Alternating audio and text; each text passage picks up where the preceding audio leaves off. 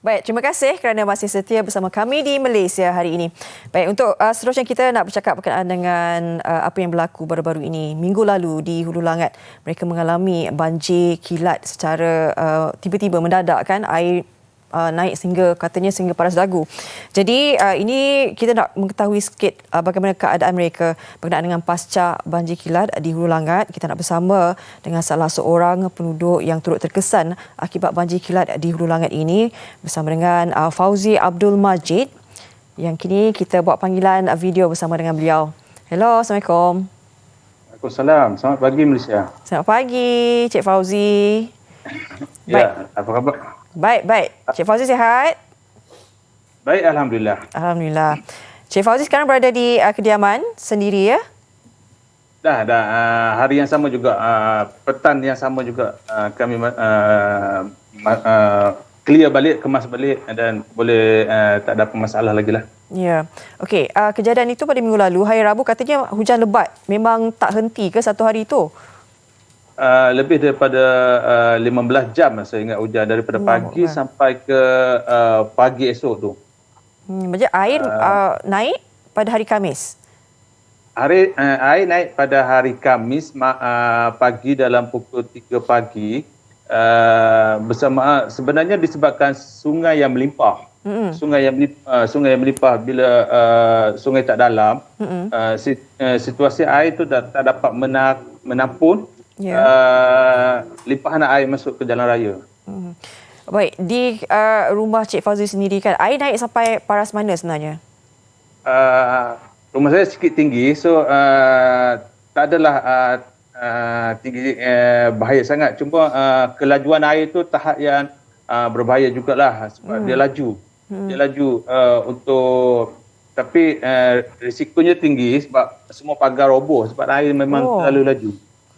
Baik. Air terlalu laju. Kejadian ini pernah berlaku atau ini buat pertama kalinya Cik Fauzi menghadapi situasi seperti ini?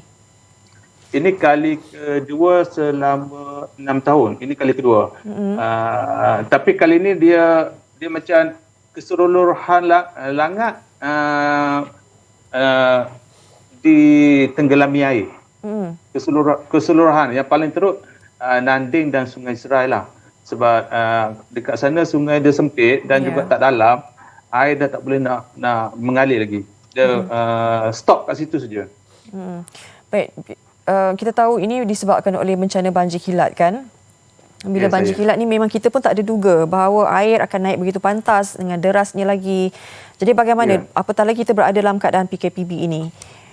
Melalui pelbagai dugaan ketika ini, Cik Fauzi bagaimana menghadapinya dengan ahli keluarga? Mungkin ada yang rasa agak tekanan kan?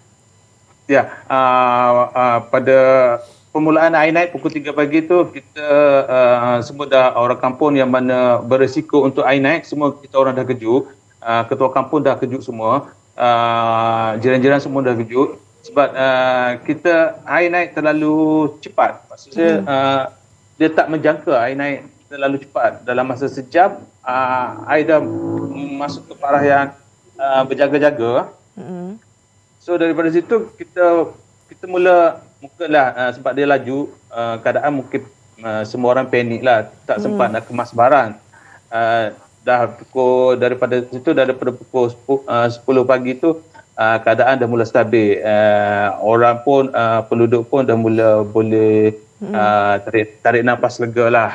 Walaupun PKP tapi kita orang still lagi keluarkan enjoy lah bermain air. Dalam masa yang sama kita kemas barang, tolong jiran.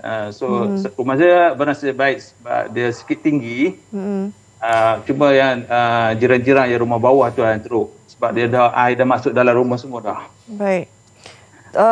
Sebenarnya apa yang kami saksikan di kaca TV sekarang ini bagaimana menunjukkan gambaran sebenar kejadian dari atas kan, memang teruk juga. Cik Fauzi masa tu di fikiran apa yang terfikir untuk menyelamatkan? Yang pertama saya fikir jiran saya yang sebelah rumah lah sebab dia orang tua, suami isteri, anak-anak duduk duduk masing-masing. Itu je saya terfikir. Cepat-cepat keluarkan kereta dan cepat-cepat kejutkan semua jiran untuk alihkan kereta ke kawasan yang lebih tinggi. Semua barang-barang keperluan lain tu, kelengkapan lain tu kita kemudiankan. Yang penting kereta dan juga dokumen penting je lah, nyawa. Sebab bila dah dalam sejam, 2 jam tu penduduk kawasan sini dah mula masuk, dah mula tolong. So keadaan dah makin lega lah. So apa yang kita fikir budak lah. Nyawa budak dengan orang tua lah. Maknanya kerugian yang dialami Cik Fauzi besar ke ataupun masih lagi untuk kawasan persekitaran kawasan saya, kerugian taklah banyak sebab kerugian tu mungkin barang-barang asas yang tak sempat nak diselamatkan. Korbannya jiwa pun tak ada.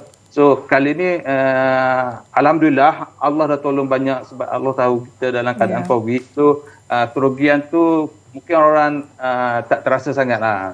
Tak macam banjir yang 7 tahun lepas. Sebab banjir tahun lepas lagi besar. Lagi besar. Cik Fauzi, ramalan cuaca pun telah memberitahukan bahawa bermula November ini hingga Mac nanti pastinya cuaca hujan lebat, beberapa episod hujan lebat akan berlaku. Jadi mungkin dengan iktibar apa yang berlaku ini, Cik Fauzi sendiri sudah mengambil fokus mengenai ramalan cuaca ini untuk bersiap sedia sekiranya berlaku sekali lagi episod banjir kilat ini. So far, selepas banjir tu kita orang pun masih lagi berjaga-jaga dengan keadaan cuaca dan juga hujan. Bila selepas habis banjir masih lagi hujan dalam 3 jam, 4 jam, kita masih dah standby. Barang-barang pun keperluan lain masih lagi di atas rumah masing-masing lah, keadaan selamat. Masih lagi belum turun di tempat biasa. Dan sebab air sungai sekarang ni masih lagi besar. Cuma saya haraplah JPS dapat dalamkan lagi sungai sebab punca utama sungai. Air tak dapat menampung bila dia lebarkan sungai, tak dalamkan sungai. Keadaan sungai tak dapat menampung limpahan air hujan.